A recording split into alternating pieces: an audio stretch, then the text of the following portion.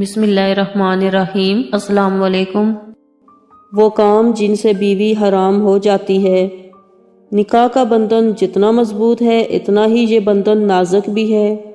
اسلام میں ایسے گناہوں کی نشاندہی کی گئی ہے جو کہ نکاح کے بندھن کو ختم کر دینے والے ہیں۔ یہ گناہ کون سے ہیں؟ اس ویڈیو میں ہم آپ کو چند پاکیزہ رشتوں کی کچھ ایسی حدود بتانے جا رہے ہیں جن میں انتہائی احتیاط کی ضرورت ہے۔ اگر ان رشتوں میں ذرا برابر بھی بے احتیاطی کی جائے گی تو بیوی اپنے شوہر کے لیے ہمیشہ کے لیے حرام ہو جاتی ہے، یعنی ایسا ہونے سے میاں بیوی کا نکاح ٹوٹ جاتا ہے۔ آگے بڑھنے سے پہلے آپ سے ریکویسٹ ہے میرے چینل کو ضرور سبسکرائب کریں، شکریہ۔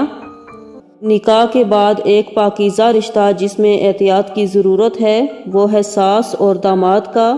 یاد رہے کہ نکاح کے بعد بیوی کی ماں کو بھی ویسے ہی سمجھنا چاہیے جیسے کہ اپنی ماں کو سمجھا جاتا ہے۔ داماد کو چاہیے کہ جو حدود شریعت نے طے کی ہیں ان حدود کی پاسداری کرے، کیونکہ نکاح صرف بیوی کے ساتھ ہوتا ہے اور اس کی زوجیت کے لیے صرف اس کی بیوی حلال ہوتی ہے، لہٰذا باقی سب رشتوں کے ساتھ برتاؤ میں ایک مرد کو بڑے احتیاط کی ضرورت ہوتی ہے۔ بعض اوقات داماد اور ساس کی عمر میں زیادہ فرق نہیں ہوتا۔ اگر خدا نخواستہ داماد اور ساس میں کوئی ایسا معاملہ چل پڑے جس کی وجہ سے ان کے تعلقات میں بدنیتی شامل ہو گئی اور وہ ایک دوسرے کے اس طرح قریب ہو گئے جس میں شہوت کا عمل داخل ہوا تو اس مرد کے لیے اس کی بیوی ہمیشہ کے لیے حرام ہو جائے گی، بلکہ ساس کو اس نیت سے دیکھنا یا چھونا بھی نکاح کو ساقط کر دیتا ہے۔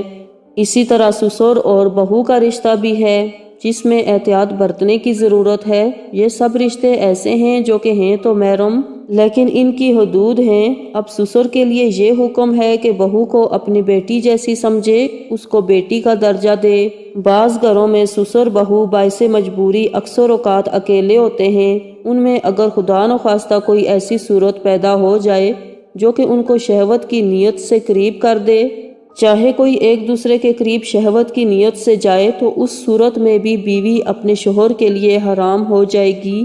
یاد رہے کہ آج کل رشتوں میں پہلے تو بے تکلفیاں اختیار کی جاتی ہیں اور ان بے تکلفیوں کو برا نہیں جانا جاتا جو بعد میں اس حد تک چلے جاتے ہیں اور پھر مولوی اور مفتی حضرات کے پیچھے پیچھے گھومتے پھرتے ہیں کہ ایسی صورت ہو گئی ہے کہ کوئی راستہ نکال لے۔